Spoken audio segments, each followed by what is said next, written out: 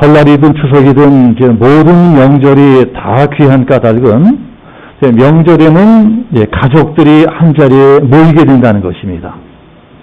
전 세계 어느 나라나 명절이란 것은 그것 하나만은 동일합니다. 명절에는 꼭 흩어져 살던 가족들이 다시 모이게 되어 있습니다. 그래 각 나라마다 명절의 의미가 조금씩 다를 수는 있겠지만 흩어져 살던 가족들이 다시 한자리에 모여서 끈끈한 가족 사랑의 의미를 확인한다. 자, 사실은 이게 명절의 가장 큰 의미일 수도 있을 것입니다.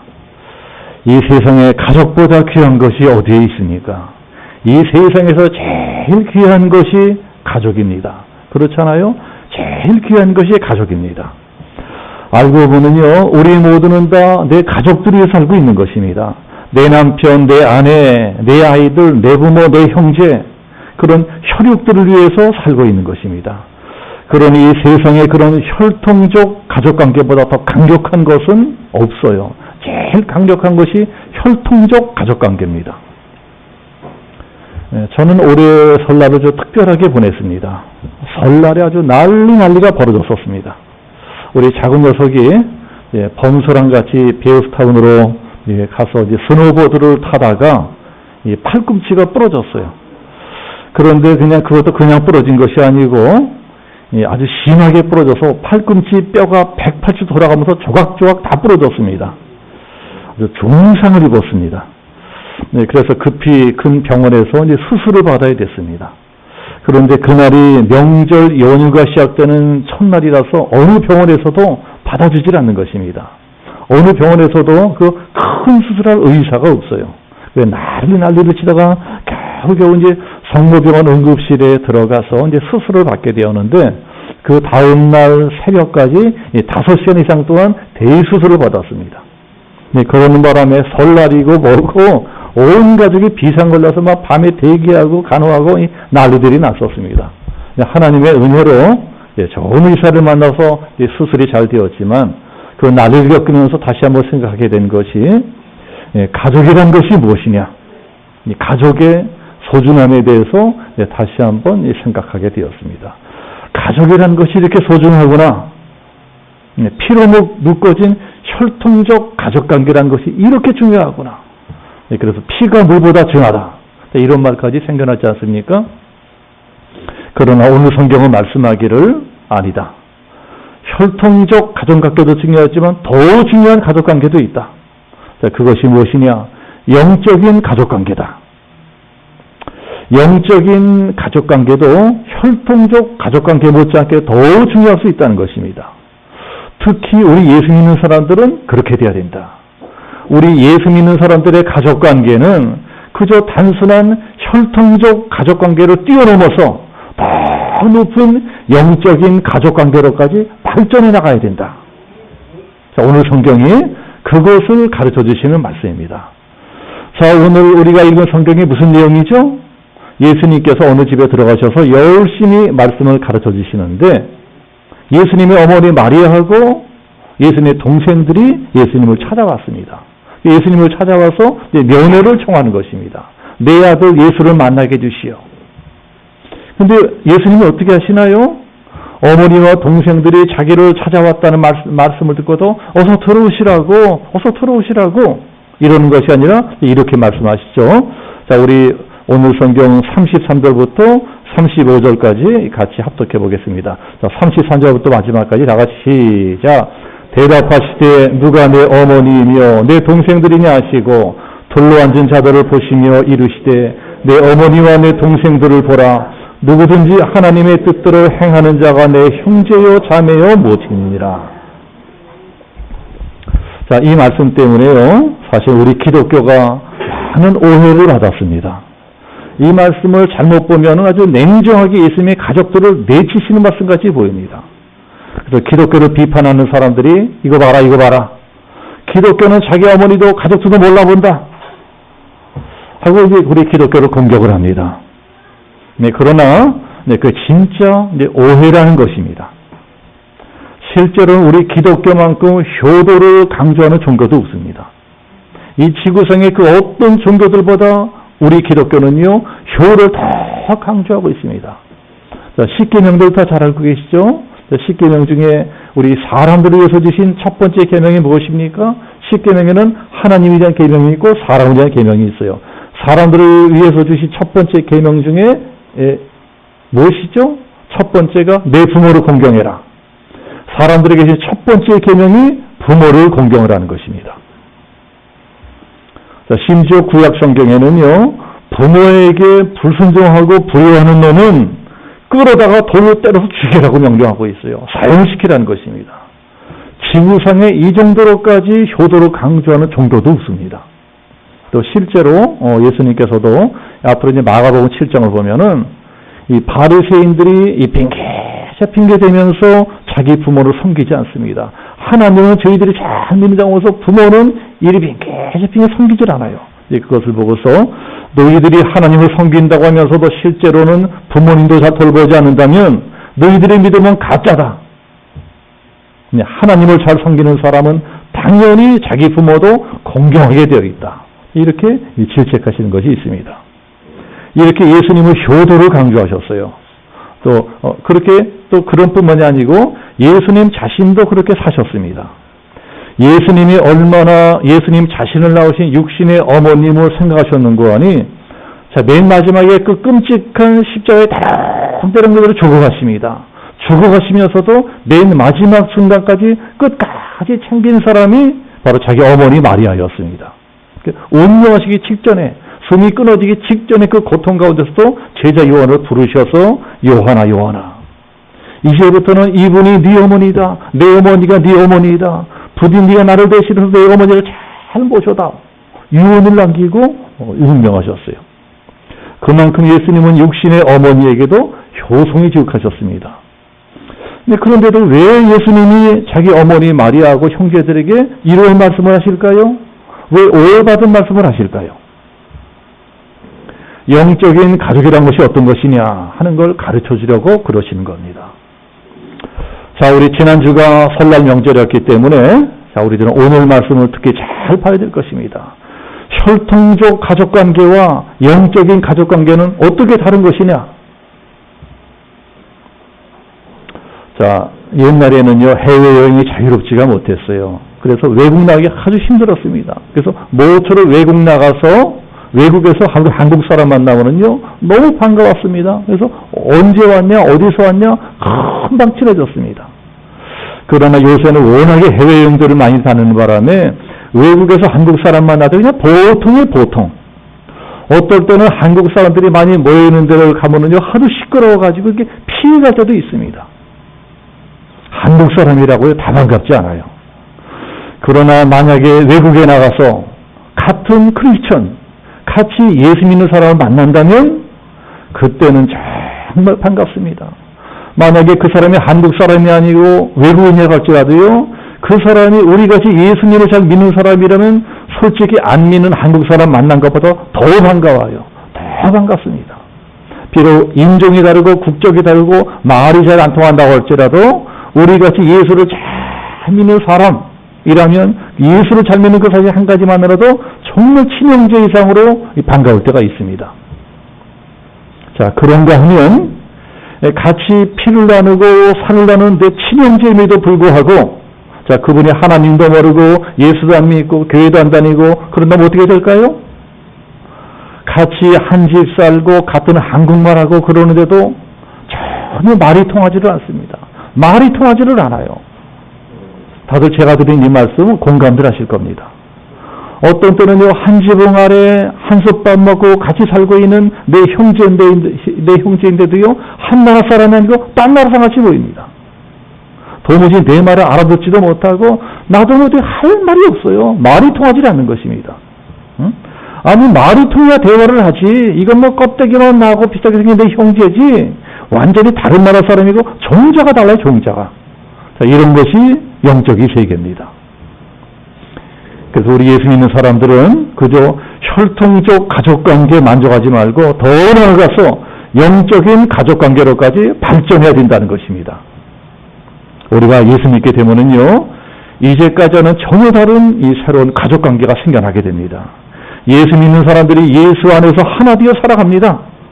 이게 바로 하나님 나라의 한 가족이 되는 것입니다. 이것을 바로 영적인 가족이라고 합니다. 우리가 하나님 나라의 가족이 된다는 것, 하나님은 아버지시고 우리들은 하나님 나라의 아들, 딸들이에요. 다 한 가족이 된 것입니다. 자, 우리가 이렇게 된다는 것은요, 어마어마한 특권입니다. 이게 그냥 보통 때는 잘 몰라요.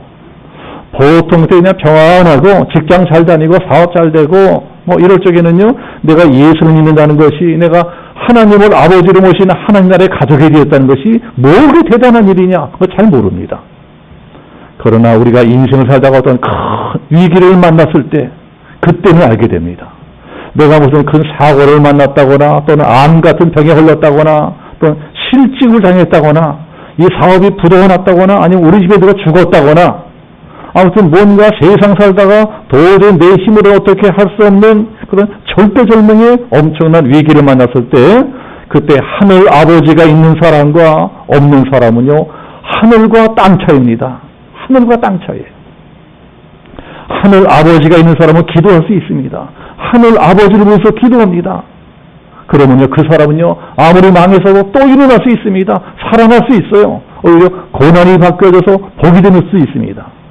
그러나 하늘 아버지가 없는 사람은 그걸로 끝입니다. 그냥 끝이에요. 다 포기하고 절망하고 피임이 되거나 자살해버리거나 그냥 끝나는 경우가 대부분입니다. 자, 그러니 세상 살다가 뭔가 내 힘으로는 도저히 어쩔 수 없는 엄청난 환난을 만났을 때, 그때는 전능하신 하나님이 내 아버지고 나는 하나님의 아들이고 딸이다, 이걸 믿고 사는 것은요, 그야말로 억만금을 주고도 바꿀 수 없는 엄청난 특권입니다. 엄청난 백인 거예요. 그래서 우리 가족 중에 아직도 하나님을 모르고 예수도 안 믿고 교회도 안 다니고 그런 분들이 있다면, 자, 올해부터는 우리 모두가 작정하고 기도해야 될 것입니다. 오 하나님, 부디 올해부터는 우리 가족 모두가 하나님 나라의 한 가족이 되게 하옵소서. 혈통적 가족관계가 중요한 게 아니에요. 영적인 가족이 되어야 되는 것입니다. 만약에 우리 온 가족이 하나님을 아버지로 모시는 하나님 나라의 가족이 된다면 어마어마한 특권과 백을 누리게 되는데요, 과연 우리 가족들이 어떻게 해야 그렇게 될 수가 있겠느냐? 과연 어떻게 해야 우리 가족이 영적인 가족이 될 수가 있겠느냐? 하나님의 가족이 될 수 있겠느냐? 자, 우리들이요, 하나님 나라의 영적인 가족이 되기 위해서는 적어도 3가지 조건이 갖춰져야 됩니다. 3가지 조건. 자, 그 첫 번째가 무엇일까요?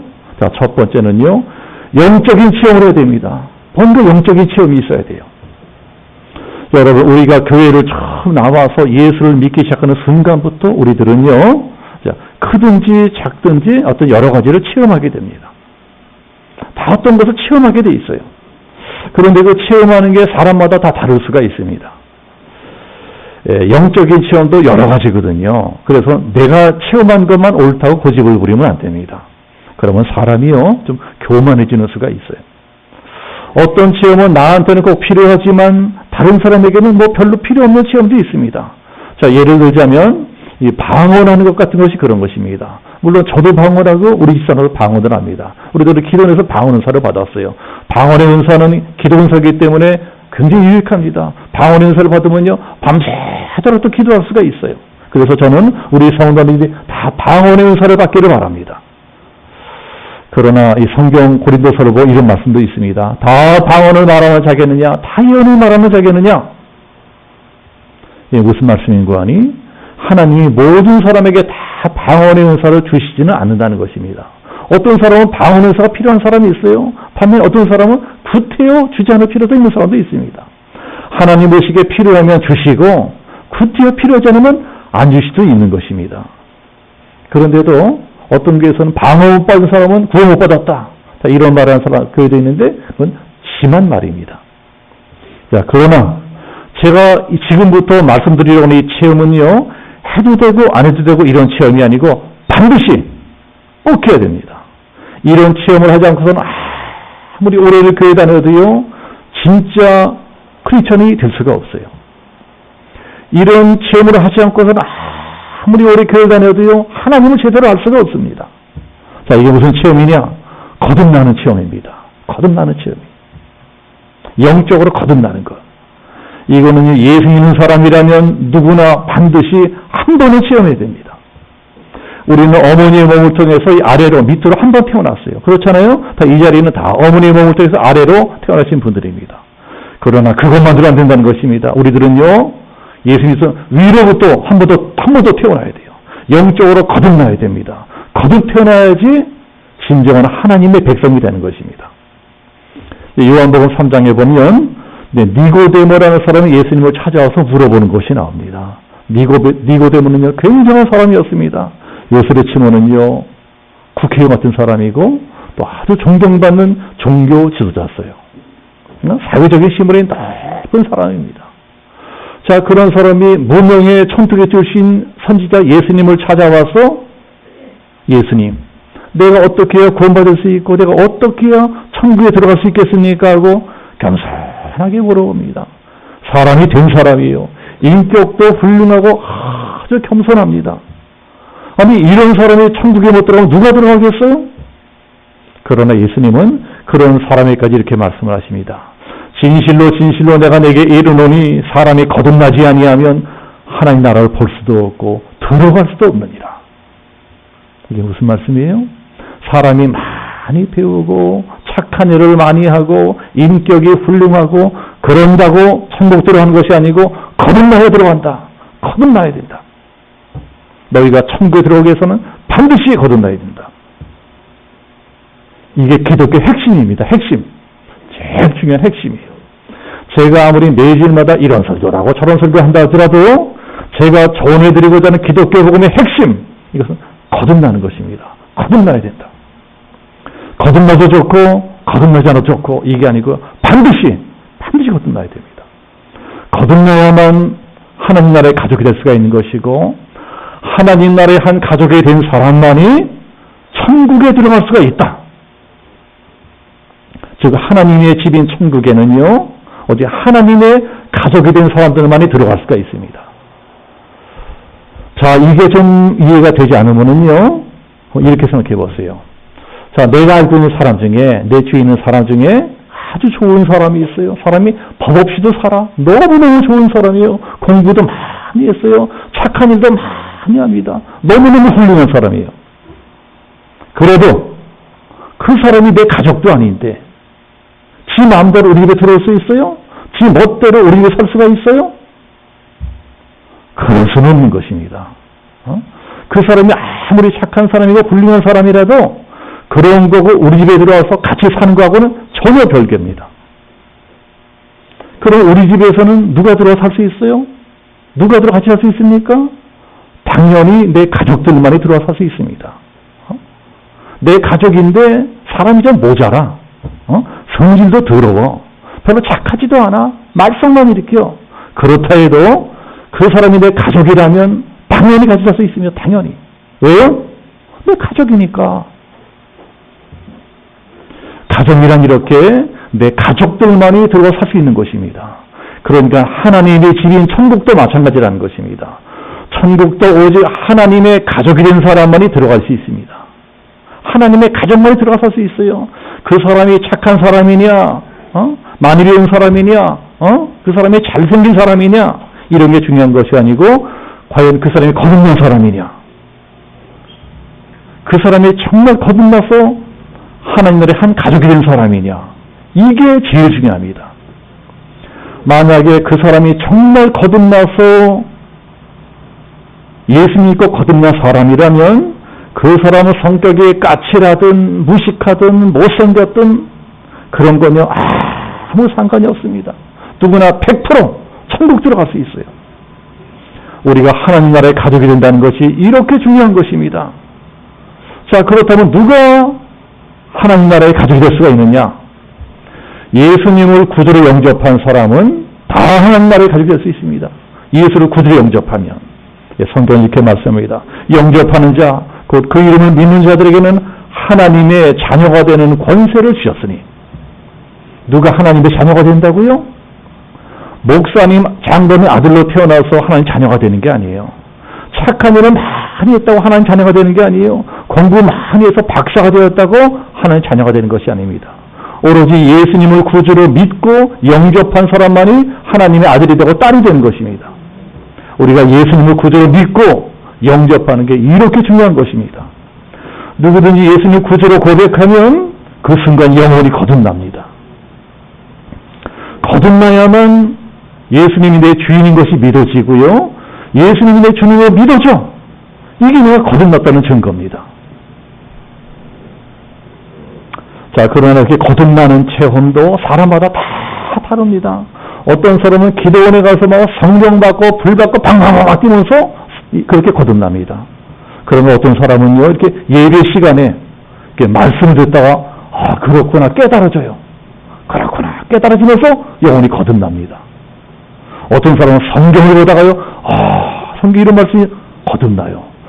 어떤 사람은 골방에서 기도하다가 거듭납니다. 그게 어디든, 어떤 방식이든 내가 예수님을 구주로 믿고 내 입술로 영접하는 그런 순간이 있어야 되는 거예요. 그런 것이 있어야 됩니다. 예수님이 내 인생의 주인이십니다. 주님을 영접하고 내 입술로 고백할 적에 그때 내 영혼이 거듭납니다. 거듭나는 거예요. 자, 그러나 나는 아직 그런 시험을 한 적이 없다 하는 분들은요, 올 한해 그런 시험들을 다 하게 되시길 축복합니다.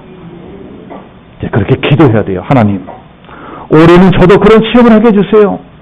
구하면 시험하게 해주십니다. 구하라, 그러면 주실 것이요. 찾으라, 그러면 찾을 것이요. 문을 두드리라, 열릴 것이니라.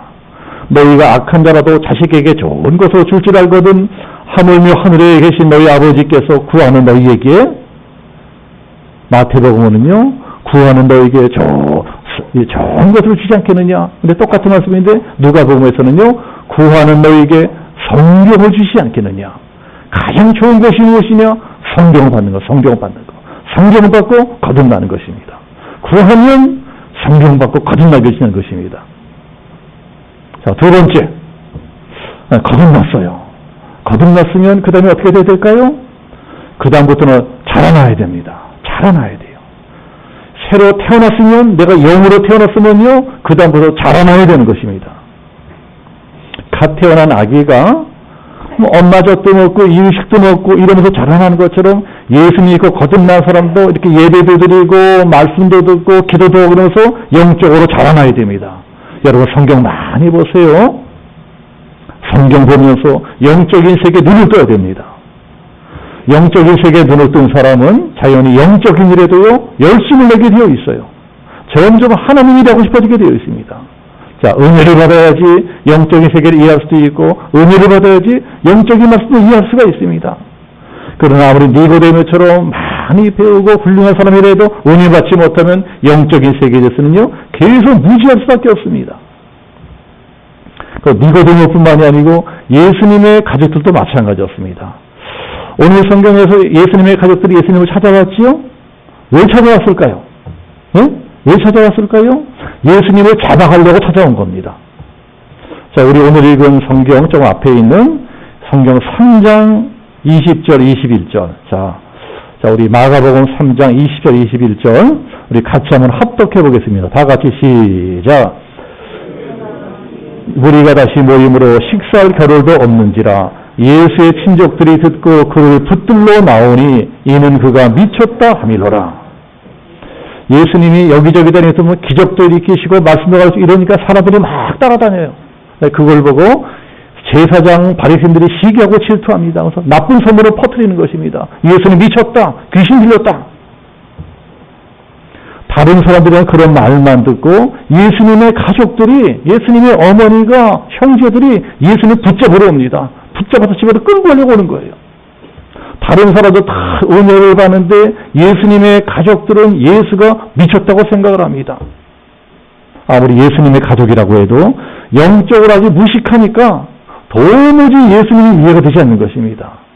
그만큼 이때까지만 해도 예수님의 가족들까지 전혀 예수님을 이해하지 못하고 있었습니다. 예술의 전당에서 아무리 베토벤, 모차르트, 명곡들을 들려줘도요, 음악에 무식한 사람들은요, 그게 다 깡깽이, 전혀 뭔 소리인지 몰라요. 미술에 무식한 사람들은 피카소, 고흐, 고갱, 이 위대한 그림들을 보내줘도 이게 뭔 그림인지 몰라. 이게 뭐요? 전혀 알아먹지는 못합니다. 영적인 세계도 마찬가지입니다. 은혜 받지 못한 사람 아무리 보려고 해도요, 하늘나라의 비밀이 보이지도 않고 깨달아지도 않습니다.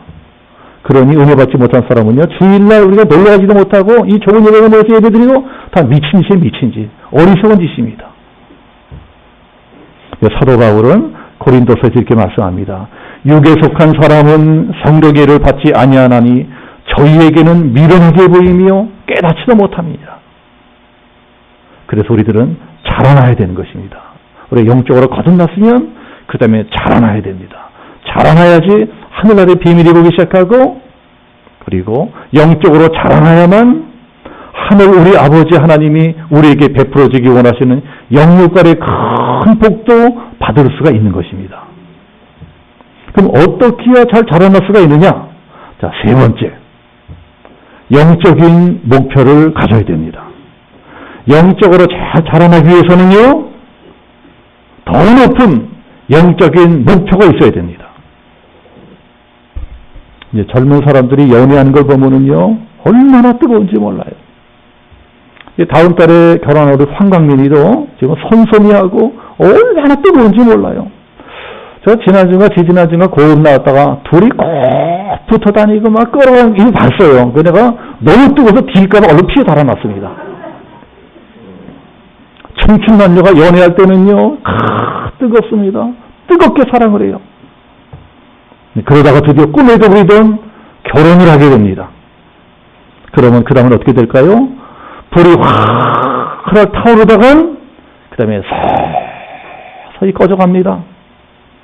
영원히 타오르는 불은 없어요.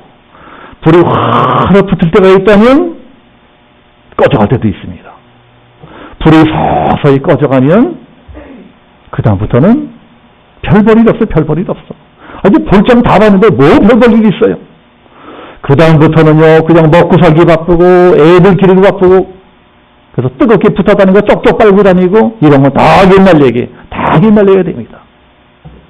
그렇기 때문에 결혼한 부부들은 그때부터 더욱더 부부가 같이 바라볼 수 있는 공동의 목표가 있어야 됩니다. 다 저 따라 해보세요. 큰 소리, 저 따라서 큰 소리로 공동의 목표. 부부가 공동의 목표를 갖는 것. 이게 행복한 가정을 영원토록 유지할 수 있는 핵심 비결입니다. 특히 우리 믿는 가정일수록 더 그런 것이 있어야 됩니다. 그런 부부 공동의 목표가 없는 사람들은요, 뭐 직장 잘 다니고 사업 잘 되고 뭐 건강 이렇게 별 문제가 없을 적에는 남들 보기에 금슬좋게 잘 사는 것 같이 보여요. 그러나 그러다가 뭔가 인생에 문제가 생기고 사업이 어려워지고 직장에서 잘리고 몸은 병들고 이러면은요, 그때부터 서서히 부부 사이가 틈이 벌어지기 시작합니다. 서서히 틈이 벌어지다가 그게 또 잘못 때문에 깨져버릴 수도 있어요. 이러고 사람이 갈라지자 이혼해버립니다. 어느 누구도 장담할 수 없어요.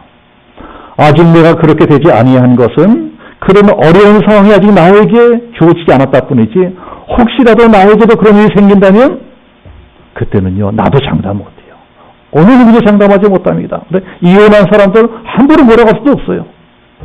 나도 막상 그 상황이 되면 어떻게 될지 나도 몰라. 나도 몰라요. 그러니까 죽자 사자 연애하던 부부가 결혼하면 왜 이렇게 되느냐? 부부 공동의 목표가 없기 때문에 그렇습니다. 같이 바라보고 같이 걸어갈 수 있는 부부 공동의 목표가 없어. 그러나 같이 바라보고 같이 걸어갈 수 있는 공동의 목표가 있는 부부는 다릅니다.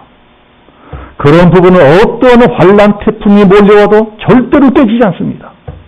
그러면 그래서 더 하나가 되고 더 강력해집니다. 그리고 모든 문제를 다 이겨내고 오히려 저보다 더 행복한 가정을 만들어냅니다. 이렇게 부부가 더 나아가서 온 가족이 함께 바라보고 같이 나갈 수 있는 공동의 목표가 있다는 건요, 이건 정말 중요한 일입니다. 자, 제가 물어볼게요. 이 자리에 우리 성도님들의 가정에는 어떠한 공동의 목표가 있습니까? 우리 집에는 그런 게 있어요? 네, 부부가 우리 온 가족이 함께 바라보고 같이 걸어갈 수 있는 공동의 목표. 만약에 우리는 그런 게 없다. 아이고, 그냥 사는 게 그렇지 뭐, 먹고 살고 애들 기르고 이게 사는 거지 뭐. 그런 분들이 계시다면, 자, 올해부터는요, 뭔가 좀 더 새로운 우리 가족, 공동의 목표를 갖게 되시기를 축복합니다. 자, 그러면 그게 어떤 목표가 되어야 되겠어요? 어떤 목표가? 그게 바로 영적인 목표가 되어야 된다는 것입니다. 우리 인생에는 근심 걱정이 끝이 없잖아요. 근심 걱정이 파도처럼 계속 밀려오고 또 밀려오는 우리 인생입니다. 그래서 우리들은 그러한 파도에 휩쓸릴 적마다 이제는 뭐 먹고 사나, 어떻게 사나, 맨 근심 걱정으로 살아갑니다. 이 귀한 세월 우리들은 쓸데없는 근심 걱정으로 살아갑니다. 그러나 성경은 이렇게 말씀하지요. 너희는 먼저 그의 나라와 그의 의를 구하라. 그리하면 이 모든 것을 너희에게 더하시리라. 내가 어떻게 하면 하나님을 기쁘게 할 수 있을까? 어떻게 하면 우리 온 가족이 하나님을 기쁘시게 하는 그런 일을 하며 살아갈 수 있을까? 영적인 목표. 하나님을 위해서 영적인 목표를 세우는 거예요. 우리가 그런 목표를 세우고 살아간다면 하나님이요 미리미리 다 알아서 내가 구티어 구하지 않아도 내 인생에 필요한 모든 좋은 것들을 가득가득 채워주십니다. 가득가득 채워주십니다. 왜요? 우리가 그렇게 살아가면 하나님이 누가 돼요? 하나님이 우리 집의 가장이 되십니다. 가장. 우리 인간들도 성실하고 책임감 있는 가장은 어떻게 해서라도 자기 가족들을 벌어먹여 살리려고 최선을 다합니다. 어떻게 자기 한 몸을 희생해, 진짜 가정을 자기를 희생해서 내 가족들을 먹여 살립니다. 우리들도 이런데 하물며 하늘 아버지는 어떻겠어요? 하늘 아버지는 예수 믿고 하나님 나라의 한 가족이 된 우리들의 가장, 하나님이 우리 집의 가장이세요. 근데 하나님이란 가장은 우리같이 무능하고 쪼다같고 성질 못되고 이런 가장들은 비교될 수 없을 만큼 무한히 자비로우시고 은혜로우시고 그 사랑과 긍휼이 무한하신 분입니다. 전능하신 분이에요. 그 전능하신 가장께서 영적으로 하나님의 자녀된 우리들을 끝까지 책임져 주십니다. 하나님은요 우리들을 끝까지 책임져 주세요. 내가 너희와 이 세상 끝날까지 함께하리라. 끝까지 책임져 주십니다. 끝까지 지켜주시고 부족함 없이 먹여주시고 더 좋은 걸로 채워주시고 더 선한 길로 복된 길로 인도해 주십니다. 최종적으로 영생하는 천국까지 인도해 주세요. 자, 그러니 올해부터는 정말 우리 가족들을 위한 새로운 기도 제목이 있어야 되겠습니다. 하나님 올해부터는 우리 온 가족이 그저 단순한 혈통적 가족관계, 혈통적 가족관계를 뛰어넘어서 우리 온 가족이 영적인 가족이 되게 하옵소서. 자, 이런 기도 제목을 갖고 올 한 해를 출발하시기를 바랍니다. 자, 그러기 위해서는 어떻게 된다고요? 거듭나야 돼요. 그 다음에 자라나야 됩니다. 그 다음에 우리 가족 공동의 영적인 목표가 있어야 됩니다. 자, 음력으로 이제 다시 새해를 시작하는 오늘 이 순간부터 자, 우리 성도들이 다 그런 소원을 갖고 기도하게 되시기를 예수님의 이름으로 축복합니다. 우리 함께 기도하겠습니다.